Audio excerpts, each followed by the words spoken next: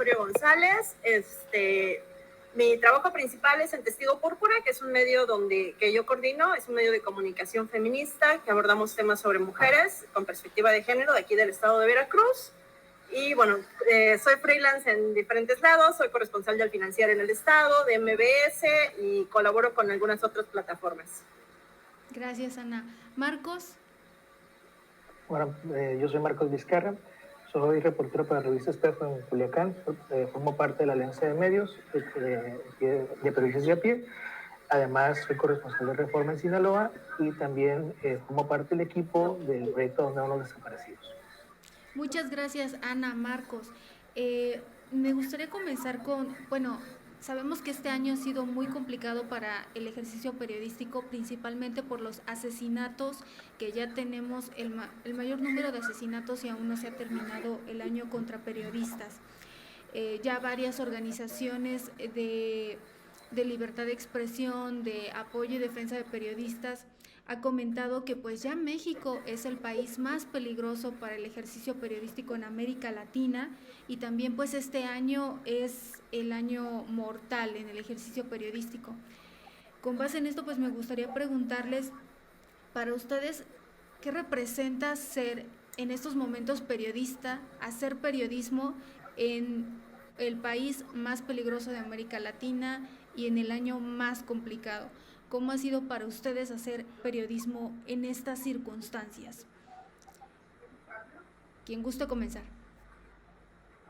Alicia. Pues creo que es todo un reto, que para mí ha sido todo un reto. Entre los temas que tienen que ver con, pues justamente como decías, ¿no? La seguridad, el tenerse que estar cuidando, bueno, en lo personal me especializo en temas que tienen que ver con feminismos, que también es por sí solo otro problema de seguridad. Entonces, pues ha sido bastante complejo, bastante complicado. También el saber que en la entidad veracruzana, de nueva cuenta, la entidad veracruzana durante muchos años ha sido la entidad más peligrosa, inclusive dentro del país, que es un país muy peligroso. Veracruz ha sido también pues uno de los sitios más peligrosos. El saber que está incrementando de nueva cuenta la inseguridad, que otra vez estamos dándonos cuenta de balaceras en las calles, otra vez estamos pues volviendo a reportar cosas que hace años que no estábamos reportando ya. Y en medio de una situación de tensión donde los compañeros y las compañeras que hace 10 años algunos tuvieron que salir, por ejemplo, de la zona, pues vuelven a estar en medio de este tipo de situaciones. Obviamente les remueve una serie de procesos emocionales, una serie de procesos personales que pues enfrentamos de manera en equipo, por así decirlo, porque aunque no propiamente somos del mismo medio de comunicación, pues al final de cuentas sí compartimos y socializamos entre nosotros y obviamente impacta a todos y a todas. Y pues todo eso en medio de una situación del periodismo que pues que ya conocemos, que no es ningún secreto para nadie, donde pues la situación es bastante precaria, ¿no? Donde inclusive la pandemia nos afectó todavía más porque a las personas que somos freelance nos disminuyeron la cantidad de solicitudes de pedidos o de reportajes que nos pedían, entonces disminuye nuestro salario en sí, y pues en medio de esto se desata esta ola de violencia de nueva cuenta hacia nosotros. Gracias, Alicia. Marcos. Bueno, yo realmente coincido mucho con Alicia, todo eso. Además, creo que hay varios factores muy importantes, que justo Alicia ya empieza a tocar, que el tema de la precarización yo creo que es más tremendo. Si estamos poniéndonos en riesgo, si estamos poniéndonos en lugares, estamos yendo a lugares que están silenciados, también tiene mucho que ver por dos cosas, ¿no? Son dos factores. Uno, sí es cierto, creo que a Alicia a mí nos encanta el periodismo, nos encanta hacer periodismo y por eso también estamos viviendo la precarización total, ¿no? Incluso creo que la presentación de Alicia y yo creo que da cuenta de ello, o sea, 3, 4, 5 medios de pronto, 3, 4, 5, 6 proyectos de una, porque no hay lugar para poder trabajar y hacer un periodismo donde uno pueda sentarse tranquilamente, tomarse una taza de café y estar todo el día sentado, por ejemplo, ¿no? Eso no, de entrada no es el mejor periodismo tampoco, hay que salir. Pero no hay manera de nosotros poder salir, o creo que en México hay muy poquitas no sé, la verdad es que no sabría decir ni siquiera cuántas existen. Lugares para poder hacer periodismo donde, por ejemplo, el jefe o la jefa se haga responsable de la seguridad, ¿no? De que tenemos que ir a una cobertura u otra. Y de entrada es difícil. Y ciertamente nos entra nuestra emoción, nuestras ganas y de alguna y muchos otros factores más, ¿no? Pero para poder, porque queremos seguir también informando. Yo creo que, como Alicia, es muy difícil porque hay muchos temas que ahorita mismo creo que los cubrimos porque nos preocupamos. De entrada, yo, por ejemplo, Alicia, que cubre temas feministas, temas de género, y que se está haciendo una agenda tremenda a nivel mundial, porque precisamente mucha de la violencia es contra mujeres, contra personas de otros géneros, en fin. Y yo, por ejemplo, me he especializado, he tratado de especializarme sobre temas de desapariciones forzadas de personas en México. Y cuando de pronto analizamos esas partes, es como, ¿por qué investigamos esas apariciones? Pues porque están ocurriendo, tristemente están ocurriendo. Creo que nadie de nosotros está salva para poder ser desaparecidos. No es el deseo, y creo que por eso también estamos cubriendo y nos estamos informando y estamos tratando de informar más a la ciudadanía. Es de pronto también pareciera muy exagerado que nosotros tratamos de ser como una especie de héroes, ¿no? Pero realmente no lo somos, y creo que eso no, tampoco queremos, porque ni queremos ser eso, ni queremos ser mártires, simplemente queremos ser periodismo. La situación real es que es muy difícil poder hacerlo, ¿no?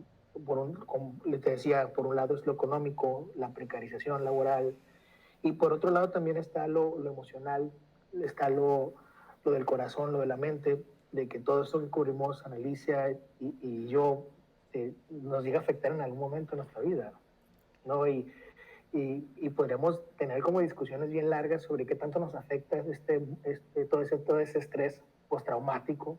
O sea, y lo planteo porque a veces los periodistas no nos damos cuenta.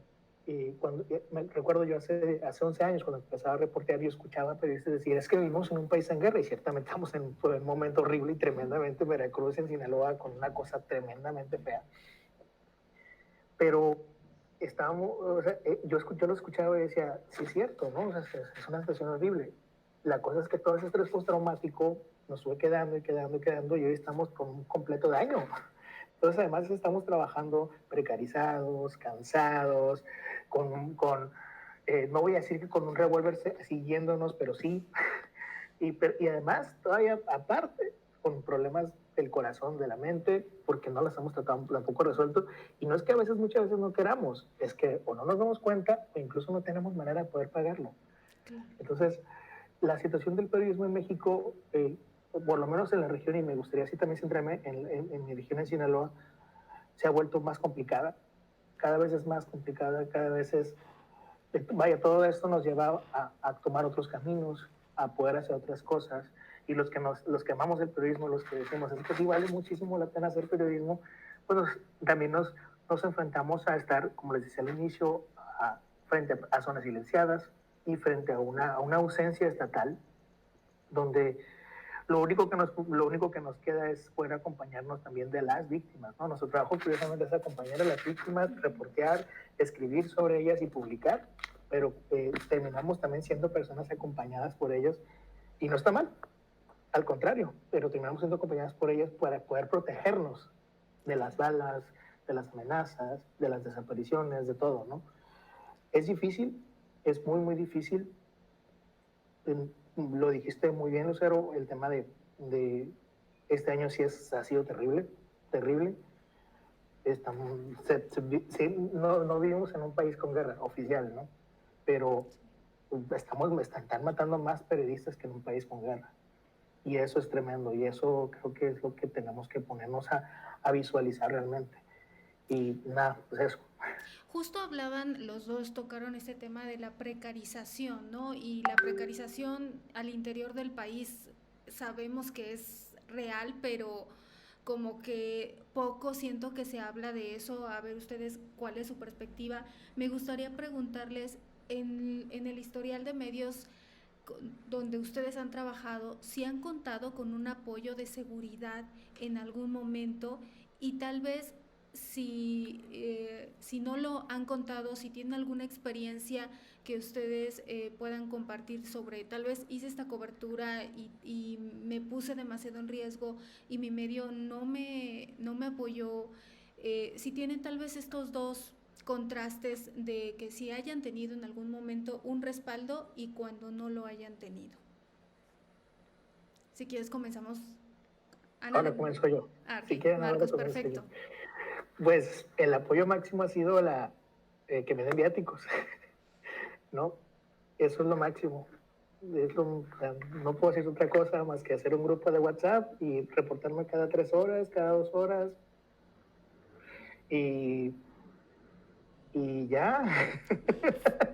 No puedo decir otra cosa más. Lo máximo. No. Sí. Siendo Actualmente trabajo con Revista Espejo uh-huh. y la verdad es que me va muy bien con mis jefes. Estoy muy agradecido con ellos en ese sentido, ¿no? De que, o sea, al menos hay una preocupación de poder trabajar lo más seguro posible, ¿no? De estar, oye, ¿qué te pasa? ¿Y qué te falta, no?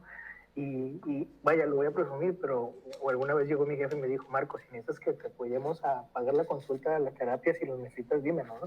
Por lo menos había ese acercamiento, ¿no? Nunca he recurrido a él, pero existe. Es todo, lo único, Lucero. ¿En cuántos años de carrera, Marcos? En 11 años de carrera. En 11 años. O sea, con Revista Espejo tengo 2, o sea, échale cuentas para atrás. Claro. 9 años.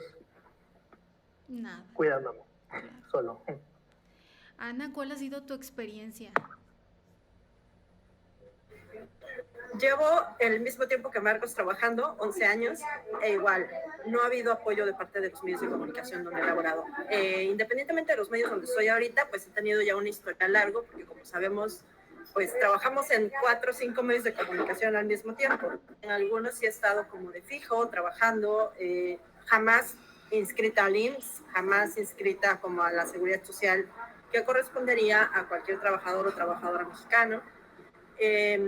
En algún momento, por ejemplo, por ponerles un ejemplo, cubriendo una tala de manglar, una especie protegida, el empresario se encontraba en el sitio y nos manda a seguir, nos manda a chocar la camioneta. Yo resulté con un esguince de cuello, mi compañero que iba manejando también, mi otro compañero no resultó con nada, pero pues eran gastos médicos que se encontraban de por medio, porque ya había había habido una agresión directa y había habido un resultado de esa agresión, que era el esguince. La cobertura se estaba haciendo para el medio donde yo trabajaba de fijo.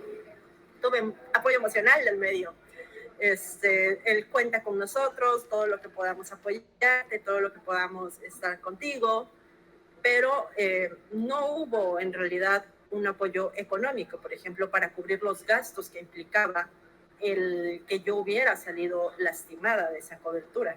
Desgraciadamente ese dinero se tuvo que conseguir pues por otro lado, se tuvo que conseguir por medio de instituciones, se tuvo que conseguir intervino la Comisión de Protección a Periodistas de aquí del Estado, pero pues esa no es su función. La Comisión de Atención a Periodistas, su función no es cubrir la parte que el medio no te está entregando, es protegerte literalmente, era hacer la evaluación de riesgo, era hacer lo que seguía, no pagar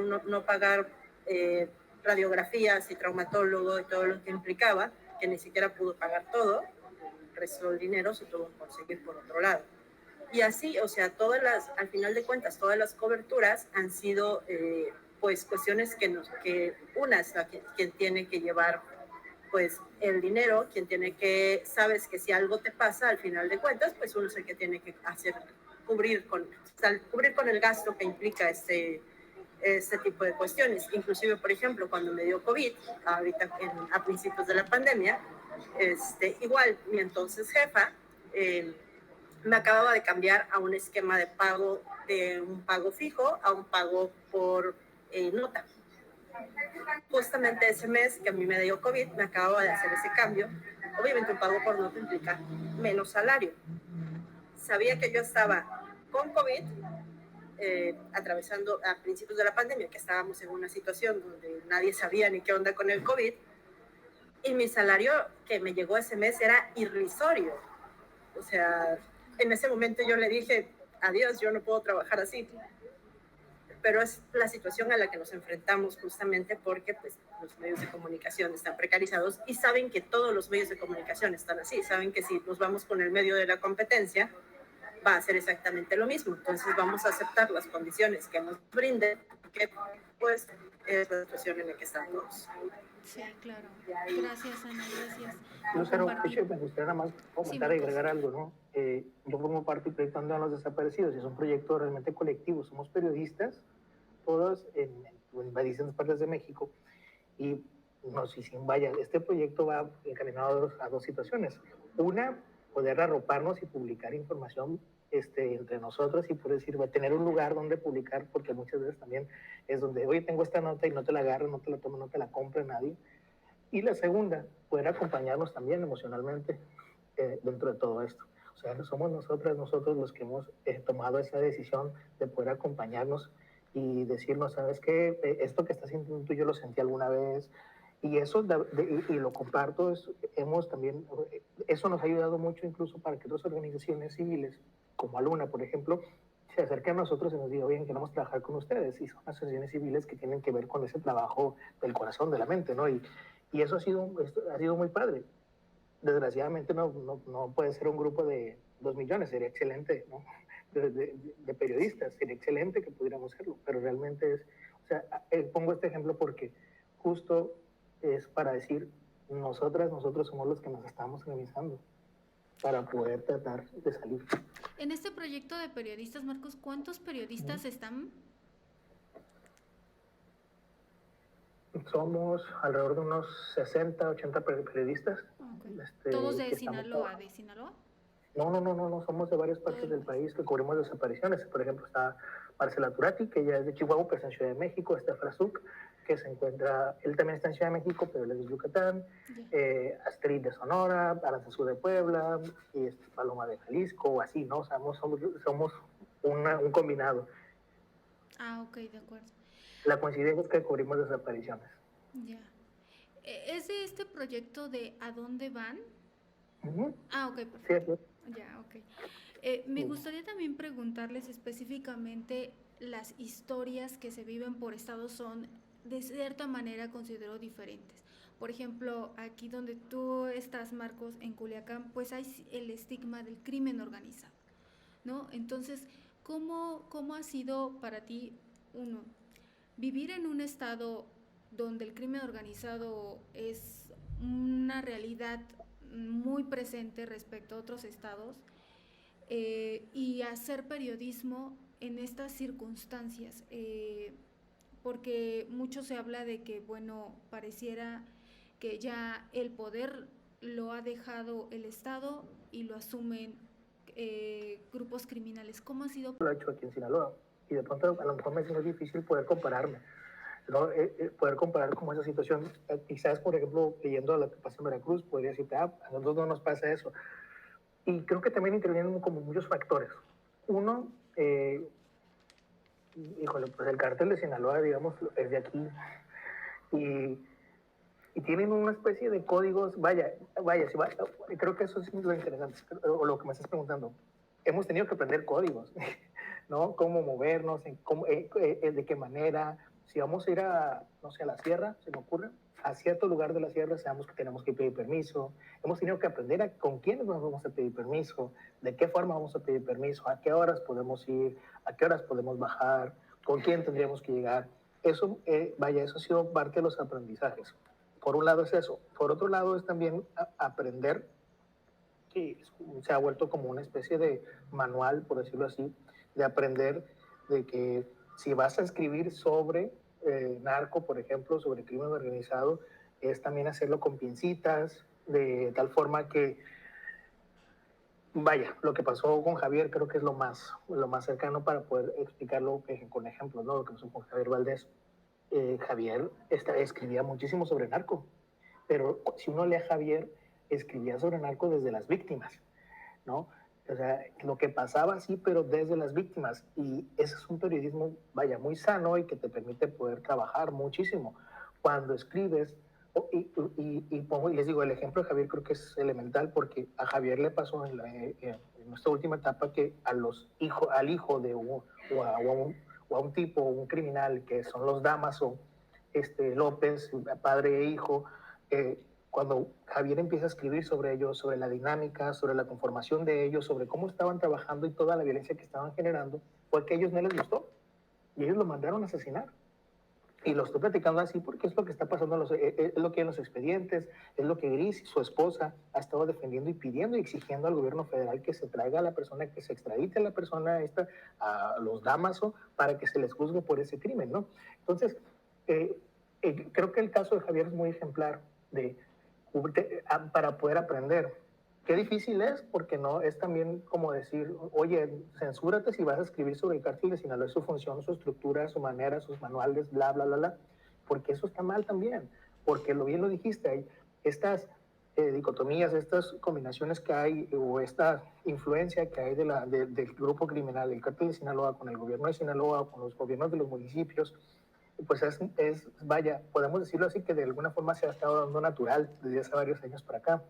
Y no cubrir, no estar, para hacerlo hay como de dos fichas, ¿no? La ficha 1 es hacerlo y a quemarropa y venga lo que venga y buscar la mayor protección posible, o hacerlo desde fuera. Y creo que ninguna de las dos están padres, ¿no? Sí, muy complicado. Ana, muchas gracias, Marcos. Ana, me gustaría preguntarte, en el caso de Veracruz y en el caso específico del proyecto en el que tú te encuentras, que se aborda el periodismo feminista o el periodismo con perspectiva de género, lo veo así, lo veo como que hablar de la violencia de género en un país donde el feminicidio también está muy complicado, y bueno, ahora sumar esta situación de la violencia, de las agresiones contra periodistas, ¿cómo ha sido para ti específicamente el trabajo sobre el periodismo feminista, hacer periodismo feminista en uno de los estados más complicados y en uno de los países donde el feminicidio está muy pesado? Sí, de repente con mi compañera decimos que es un poco de locos el estar haciendo este tipo de periodismo en el estado de Veracruz, que aparte también incrementa los índices de feminicidios. Entonces, les cuento un poquito. Sigo Púrpura es un proyecto nuestro, es un proyecto que nace, como nacen muchos otros proyectos de periodistas, del hartazgo de los otros medios de comunicación, del hartazgo de los medios de comunicación donde nosotros laboramos, que no te publican las cosas, que te censuran, que te buscan publicar como de manera distinta como tú quieres, y sobre todo pues temas que tienen que ver con mujeres, pues no sé, tú haces bien la nota, la haces con perspectiva de género y la cabeza la ponen súper revictimizante, ¿no? Entonces, desde ahí nace, tenemos ya 5 años, no es un proyecto autosustentable todavía, es un proyecto que combinamos con nuestros trabajos que nos dan de comer, porque este medio de comunicación, pues básicamente solamente obtenemos como un poco de recursos como para irlo sobrellevando, ¿no?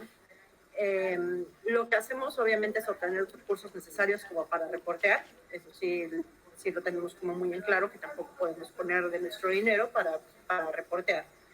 Y pues sí es complejo, es de repente, justamente hace rato le contaba yo a una compañera, a otra chica que vino de Jalapa, que hace unos años, hace 2 años me parece, 2, 3 años, nos intentaron quitar las cuentas de redes sociales.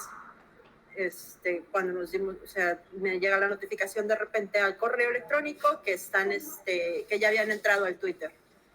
Entonces, como tenemos todos los protocolos y todas las situaciones, pues enseguida obviamente nos movilizamos entre todas para cambiar las cuentas, todas las contraseñas y todo lo necesario. Logramos recuperar el Twitter porque fue una movilización muy rápida y nos empezaron a llegar todas las notificaciones de está intentando entrar al Instagram, está intentando entrar al Instagram, están intentando. Entonces, como todo el bombardeo que nos estaban haciendo, jamás supimos quién fue, ni vamos a lograr saberlo.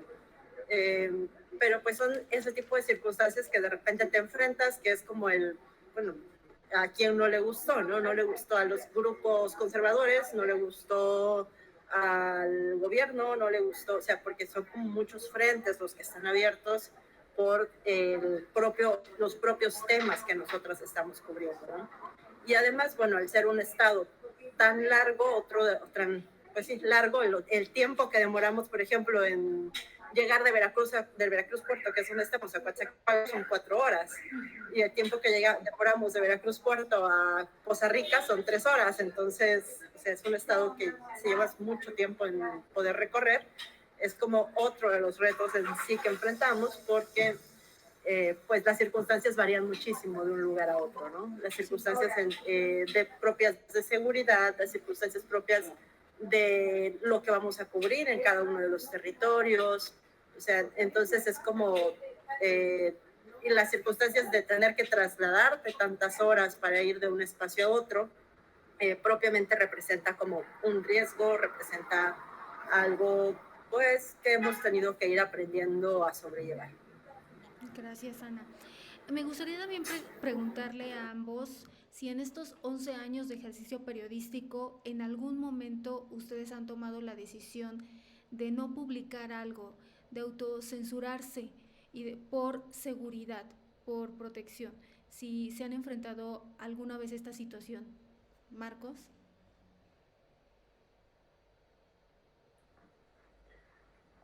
Sí, pero sí, así, sí.